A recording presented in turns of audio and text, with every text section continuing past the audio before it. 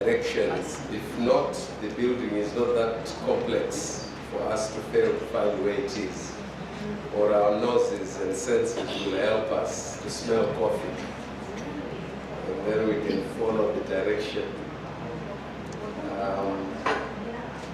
I suggest that are there any observations that members might wish to make before we begin? Or any questions or any comments? If not, shall we begin? We will start with the topic on vocational and technical training. And what I will do is to just provide a very brief guidance to how we will proceed. And then I will give my co-chair to moderate the discussion. It is possible that not all Confucius institutes or classrooms are involved in vocational and technical training.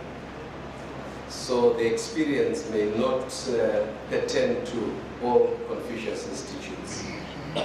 And so we will mainly depend on those that have had experience in that area. But if no one has had experience, we will probably be guided by some of the discussions at yesterday's plenary session. But first of all, I'm sure we are all aware that vocational and technical training relates to practically oriented skills, based know-how. Practically oriented skills, know-how training. And when you get practically oriented skills training, the expected outcome is innovation, problem solving, and entrepreneurship. Those are the expected outcomes. Okay? And many others, but these are the generic outcomes: innovation, problem solving, and entrepreneurship. And so some of the questions that we might address is your CI involved with companies or colleges or partnerships that involve vocational and technical training? If so, how does the CI get involved? How is it involved? What kind of activities does it do? What kind of partnership does it have? Is it at a consultant's level? Is it at a service provision level? Is it at direct, training level? Then secondly, how was it established? Was your CI established with a bias to fulfill a vocational and technical training need? Was your CI established with a direct, mandate to fulfill such, a need? And then thirdly and lastly, what are the perceived or real benefits to your CI? And what are the perceived or real benefits to the learners of Chinese? And what are the perceived or real benefits to the partners that are involved in the relationship relating to vocational and technical training? I think those will be some of the questions that can guide our discussion. And so you are free to come up with any other ideas and views relating to the topic. But I thought we should guide you so that at least we have a some kind of controlled flexibility in the discussion. Thank you, Chairman.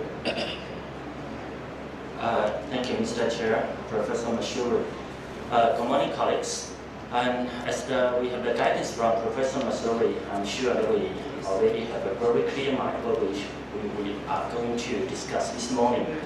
And what I want to put is, yesterday we already have a very successful and fruitful panel discussion and about the local Mandarin teachers training. And today the two topics about the vocational and technical training and also the cooperation between the CIs and the Chinese funded enterprises, I mean, in some senses are really very, very important for all the CIs. So according to Professor Masuri's guidance, and we want to hear some of the input from your individual CIs and the practice that you have been doing that will be giving some inspirations for the other CIs. And if you, the CIs, your individual CI do not have this kind of practice, we also want to hear some kind of initiatives or some programs that you are going to do in the coming future. And I also know this morning we also have some Chinese partner universities and also the Chinese funded enterprises here. And these two topics this morning are closely related to the Chinese partner universities and the Chinese funded enterprises here. 我想今天早上呢，我们还有一些中方合作院校的分管的校领导，以及呢各个跟孔子学院相关的处长，以及中资机构的代表们在场。那今天这两个topic。两个话题呢，应该我们更想听听来自中方合作院校和中资机构这一方面给予的指导啊。希望呢我们能够听到呢从你们那边一些对于孔子学院如何更好的开展与职业技术培训，以及和中资机构呢更好的合作这方面的一些很好的建议。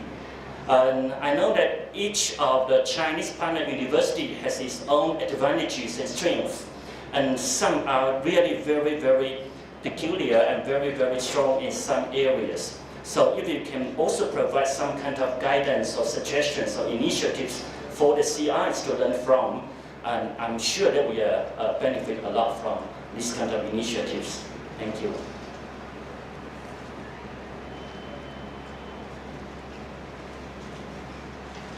There you are. I think we are ready to receive contributions and comments from members. If you are behind us, you might have to just shout or to throw some object or do whatever to you know. Yes, Robert, Professor. Thank you. I think it's a very important initiative that people should think about vocational training, and that the support also from the Chinese side for that. But I think the bigger importance should be given that a CI should be relevant to the environment they are operating in, and not try to do too many things, because it again has to do with my thing that I said yesterday. We must look into the quality of our activities and not the quantity, and do as much and as many things as possible.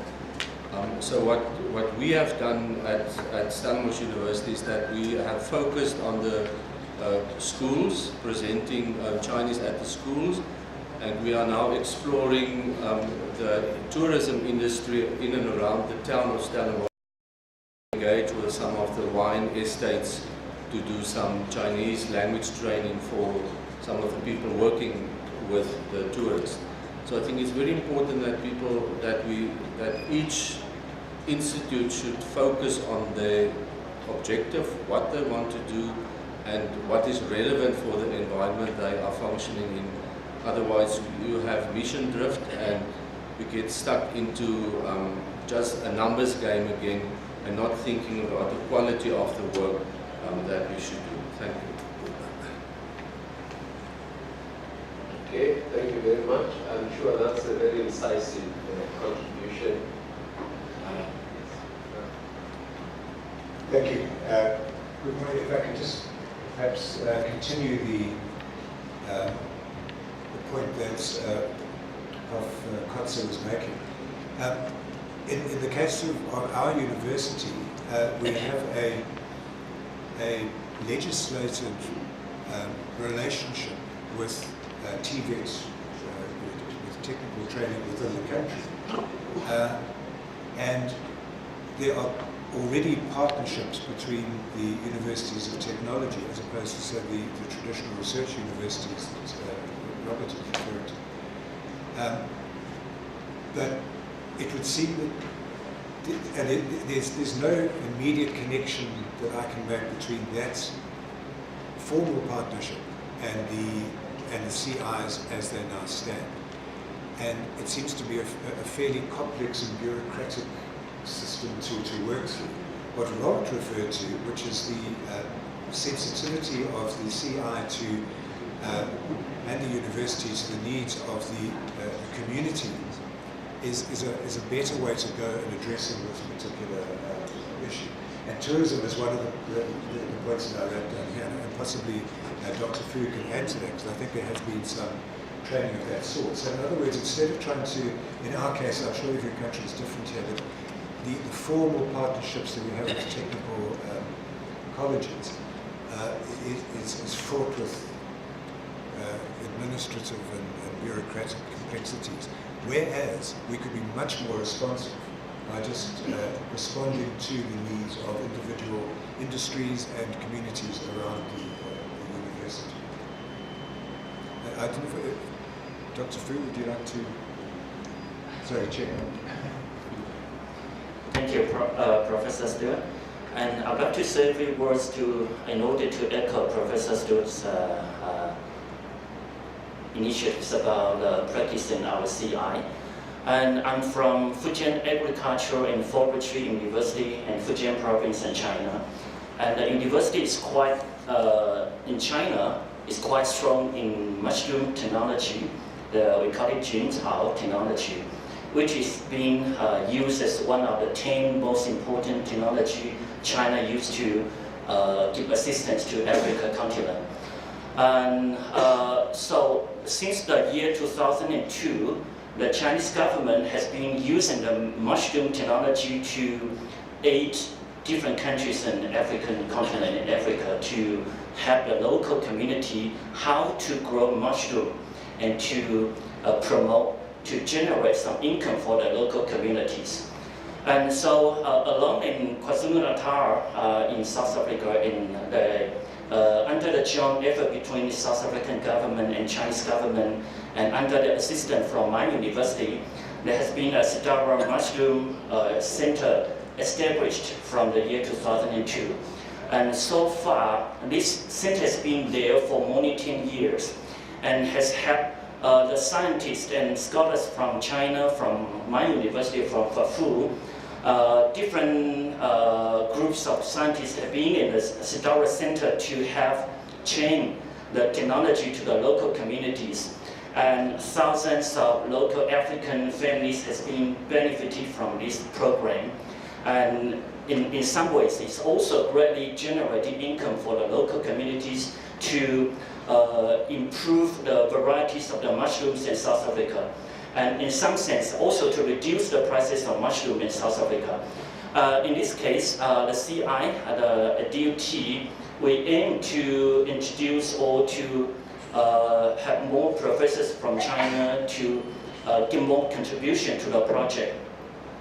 And I want to promote that if any CI here, if you are the region or the country, if you are interested in the program, you are more than welcome to contact, and we can help to build up this kind of connection between my university, Cofuious, and your CI, so that we can also help to build up some kind of mushroom center in your country.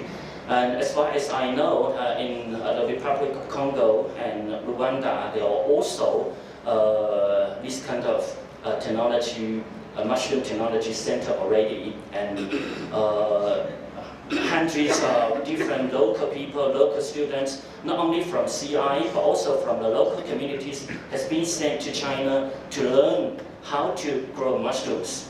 And so this is the first project that we are keen, interested in sharing the experiences with our colleagues here.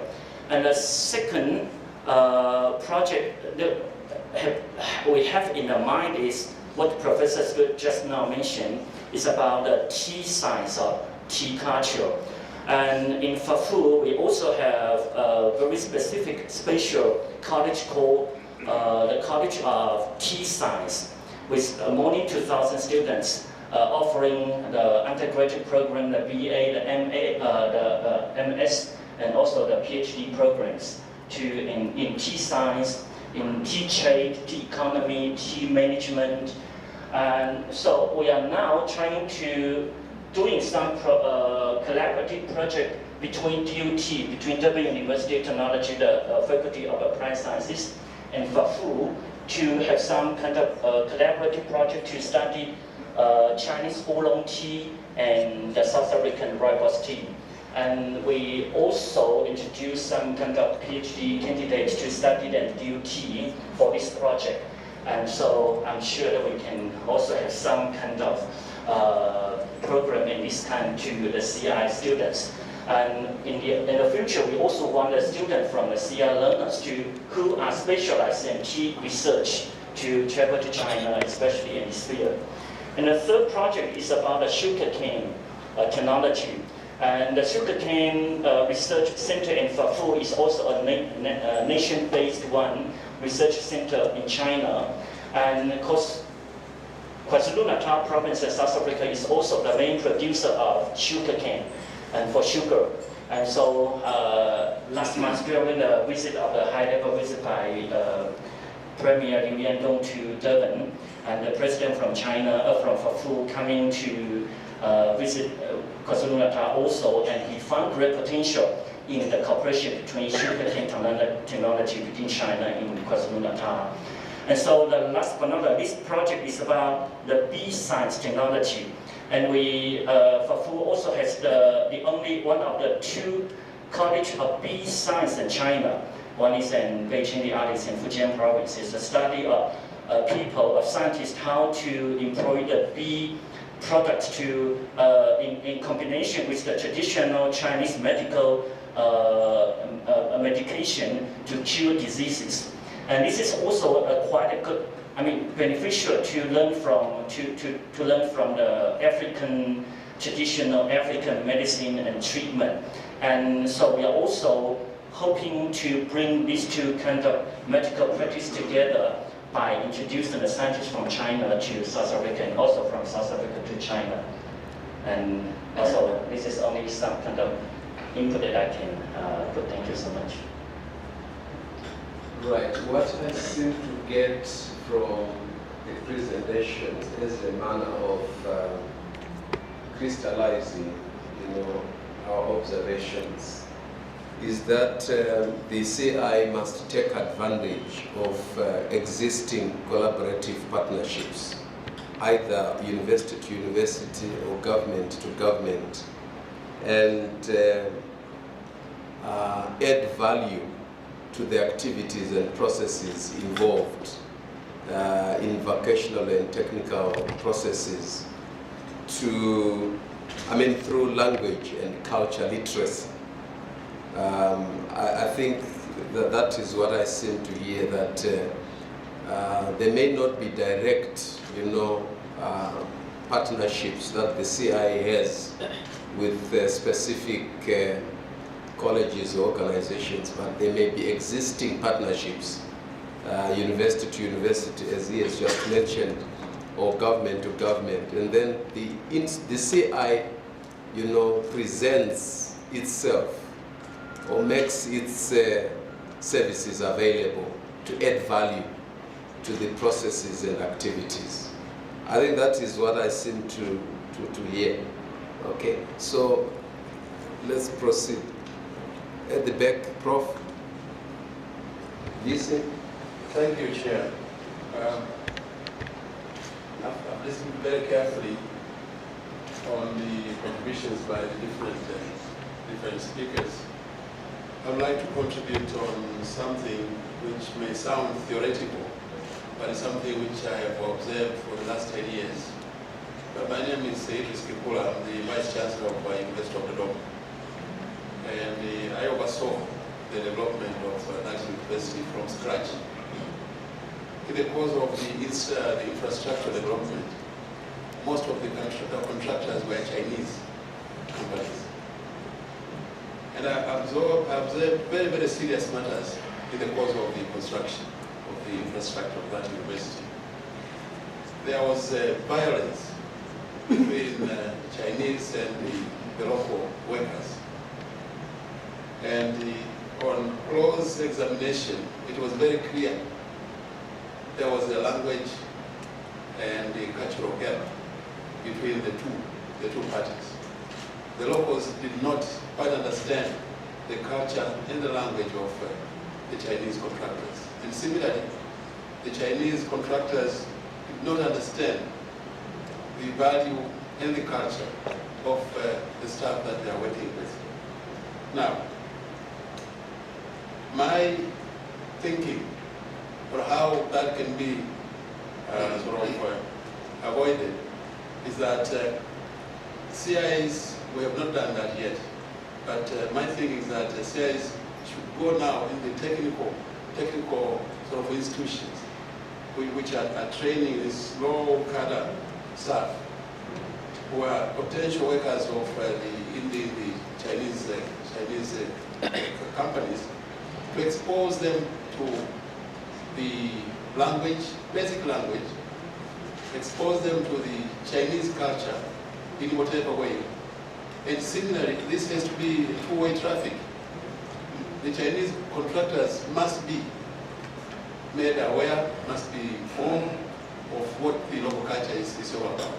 The polite language on how to deal with such matters. So I take this very, very seriously, because projects are not going to end tomorrow. They are going to be with us for maybe another many years. And unless we, as CIAs, unless we address this matter, it's going to really constrain the relationship between contractors, and for that matter, constrain the host country and the Chinese people. That's my contribution, and let me repeat by saying that I've observed that problem for the last 10 years, and it's yet to be sort of sorted out. I'm not sure other people, other countries, if they've faced the same problem, and if they subscribe to what I'm trying to observe here. Thank you, Mr. Chair. Thank you very much. And I think we want to thank you very much for that intervention. In most cases, projects like that involve transfer of skills that are necessary for problem solving. And if the supervisor who expects a problem to be solved does not see it being solved, they get frustrated. And so I want to believe that your intervention, the input of your supervision, of your intervention is that CIs must act as a bridge, or they must bridge the language and culture gap with the view of mitigating, culture shock involved in activities where there is frequent interaction between Chinese entrepreneurs and the local people. So the CI will make itself available and act as a bridge to provide culture and language literacy, so as to bridge the culture gap and mitigate or lessen the culture shock that is involved. Because the process of transfer of knowledge and technical know-how is the one that is mainly involved in technical training and vocational training. Robert, you had your hand up. Chair, it's not directly related to what the previous speaker said, but I would like to come back to what the co-chair said about the collaboration within an institution. I think it's important that the CI has a good relationship with the institution they are operating in the sense that the international office or the international support structure at the university should be a important partner. In our case, I'm fortunately the director also of the international office, so I can play that role to bridge that gap, to ensure that the activities that we want to do get an institutional reach and that it doesn't only stay within the Confucius Institute. For example, our collaboration, our link is with Xiamen University, and the link formally was always with higher education, the subject, the topic higher education. And the former director established that link, and that link with the Higher Education Institute in Xiamen is now continuing through the people who have been involved, and is not anymore the responsibility of the CI to make sure it continues, but it's now the academics who should work on it. Because we cannot do academic work as such. We should facilitate the context between people. And now for 3 years we have now been running a traditional Chinese medicine workshops, which is very valuable, but now it's over to the academics involved to continue with that. It's not our role to do the research and the work and to make sure that it works. We facilitated that, and then the ownership should go over to the academic department to take the lead further. Okay.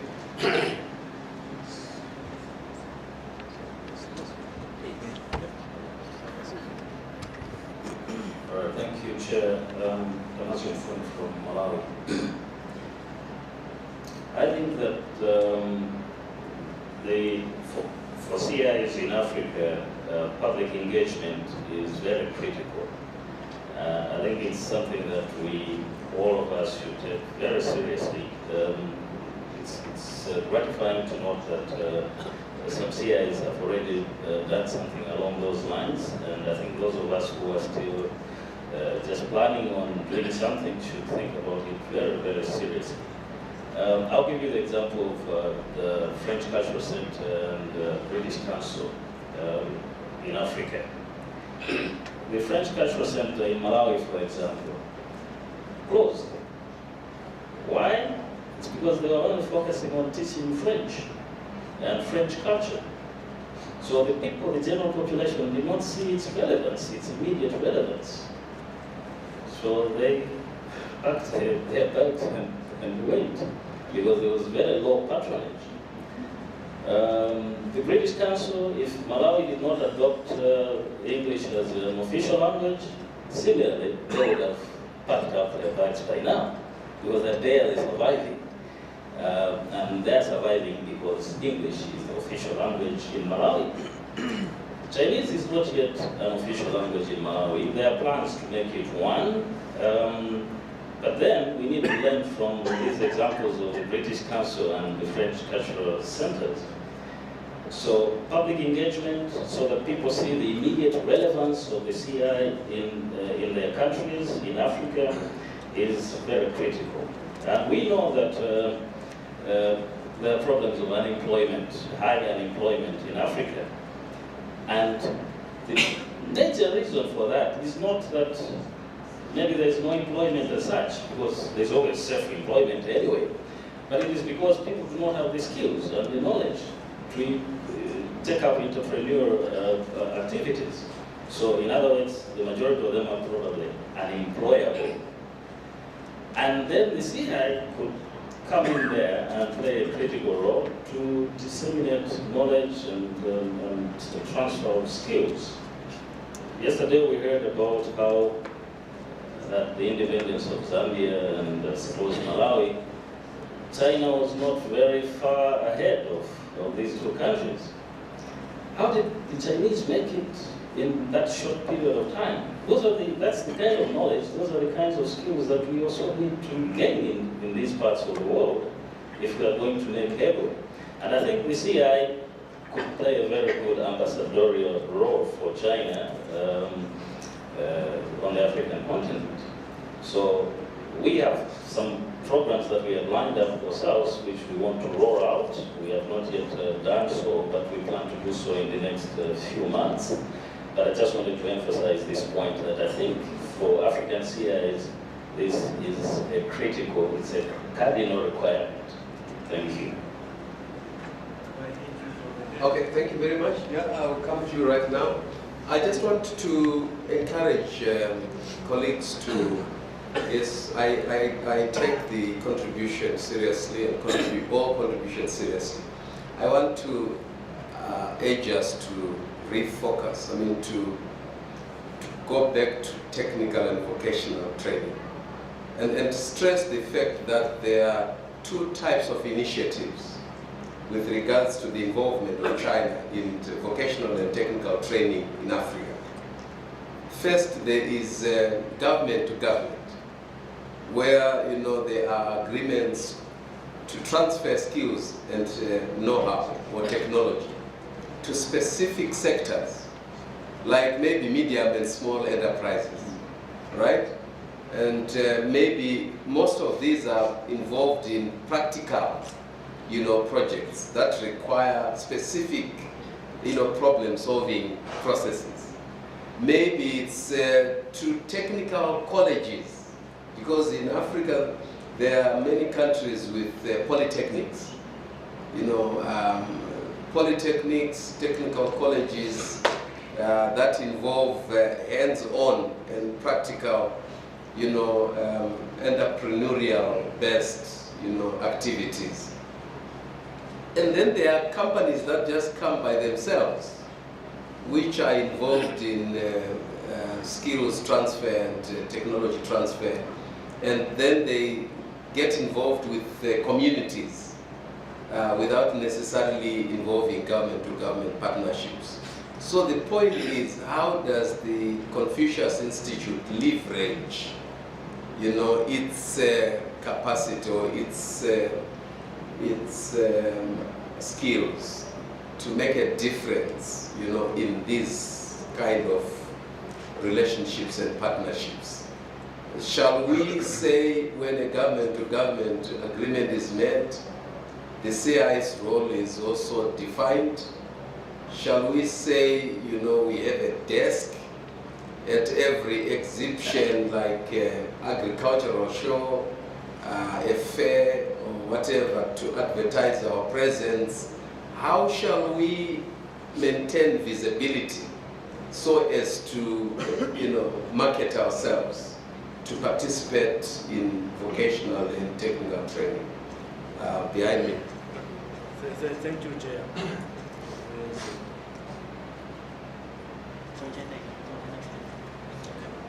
Thank you, Chair. I take your point. I'm Ivan Scalora, the local director from the University of Cape Town and also head of the International Academic Programs Office. I take your point, Chair, that we have to refocus in terms of vocational training and cooperation. In that regard, I think technical universities like the Durban University of Technology have an advantage, at least initially, over those of us who view ourselves as teaching at research universities. However, I think there is much to be said for entry points before you get to that. Robert, for instance, is sort of sketched, I think, what for me resonates in terms of the approach we have. And that is, you have got an outreach program, reaching out to as many students as possible, schools as possible, but also local industry in terms of what they are doing as is doing. Like Stellenbosch, we also have the local director is also head of the international office. And what we are trying to do to leverage our situation in Cape Town is reach out to the business community, and also to encourage, because of the ruling is that you can only have so many CIs within a certain radius. And what we are trying to do is encourage. We have just launched and established a classroom. We have got two classrooms that we are associated with in Cape Town. The Westerford, which we were initially associated with, and the one that has just been launched. But beyond that, I think it's important to emphasize what Robert mentioned, that the role of the CI, in order to be successful, must not only take into account the broader community and develop affinity, but it must embed itself within the university. That is what I and my colleague, Professor Chin, are trying to do. Because you see, if you chair, I think relatively in Africa, the position of the CIs has not as been contested as it has been in the States. But nevertheless, there are elements, for instance, in my university that sort of misunderstand what the role of the CI is. And in order to reposition ourselves, we need to be relevant not only to what the communities expect of the CI, and that means that you go beyond, as I think our colleague from Chancellor mentioned, you go beyond simply language teaching and then promoting Chinese culture, rather to interact with the local community and the faculties within the university. But it's also important, and this in terms of prospects, that you look at and encourage careers development, because we have at the University of Cape Town, the international office works very, very closely with the careers office. And the idea now that we are developing is to try and link our students to Chinese companies, looking at possibilities of internships, and that way encouraging students to not only to take, to take up Chinese, but also to encourage them to look forward in terms of the prospects that they might have. And that's what we are trying to do. It's work in progress. We're also trying to help other universities where there are there are two other universities. We have 4 universities in the Western Cape: Stellenbosch, Cape Town, University of the Western Cape, and the Cape Peninsula University of Technology. We had tried, in fact, we didn't work out this time, to link them up with our partner university, Sun Yat-sen, in terms of to help them with their tourist programs, and we are still trying to do that. What I'm trying to say, Chair, is that I think what Robert indicated is very, very important in refocusing our discussions here. It can't arise out of the vacuum. We need to have entry points, and it's from those entry points that we can, assess whether there is any prospects of either government to government. But beyond that, as I think the CI the Hamban keeps emphasizing, ultimately it's people to people kind of. It's all very well for governments and other technical programs to be working together. It's us being part of people to people, transfer of skills and so on. Thank you. Thank you very much, Prof. To me, I totally agree that the CI's function is far beyond teaching Chinese language and also to promote Chinese culture, and to serve as a bridge the different cultures and projects between the host country and China is even more important because we are different from the other cultural organizations. And next we would love to hear some kind of comments from the Chinese part, from the Chinese universities or Chinese funded enterprises here. So would you please, Professor Zhang from Xiamen University, the Vice President, to give us some input. Hello, good morning. I'm Zhang Xingli from Xiamen University. I'm the Vice President of Xiamen University. And Xiamen University have established 16 universities. We established 16 Confucius Institutes all over the world. And we have 2 Confucius Institutes in Africa.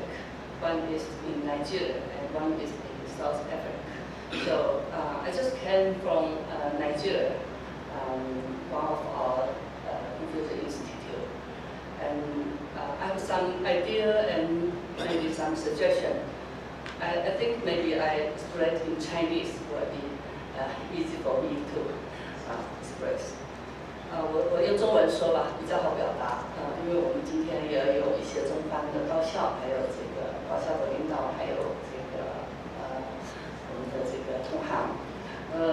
我说了，我是厦门大学这个分管这个控制学院工作的这个副校长。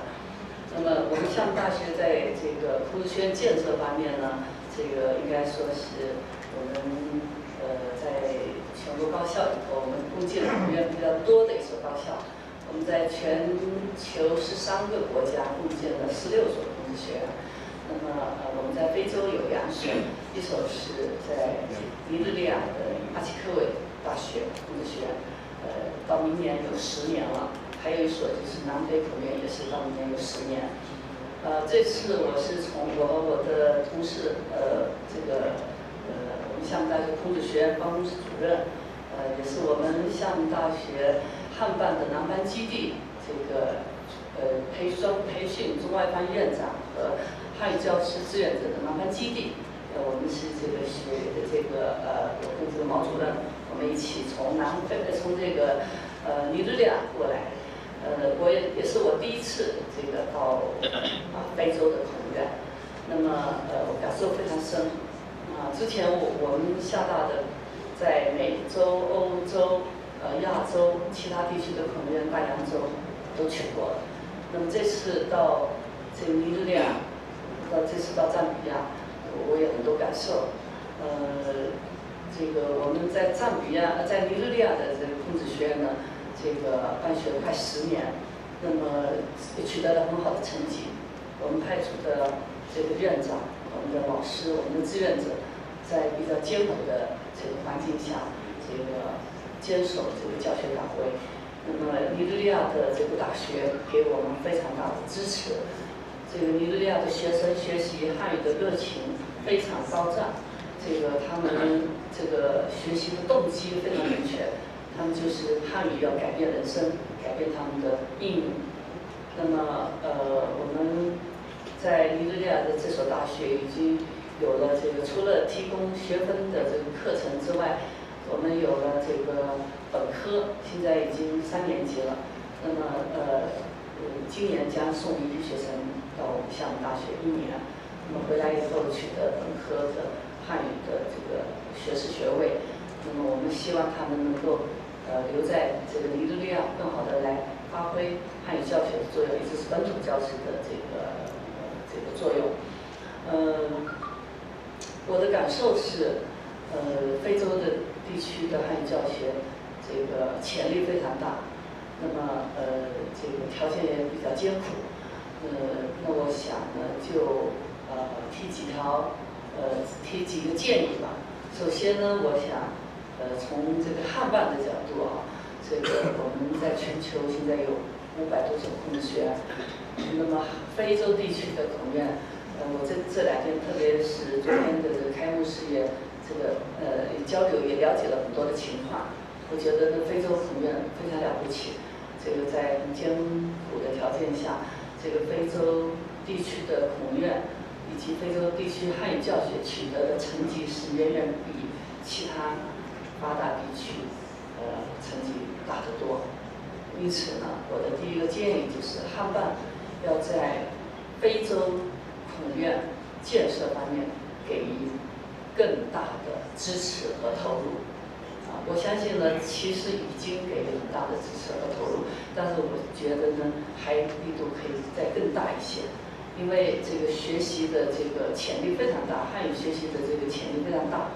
像我们尼日利亚这所孔院，我们就是准备再开一个班，那么报名的学生有700-800人，所以远远难以满足这个汉语教学的需求。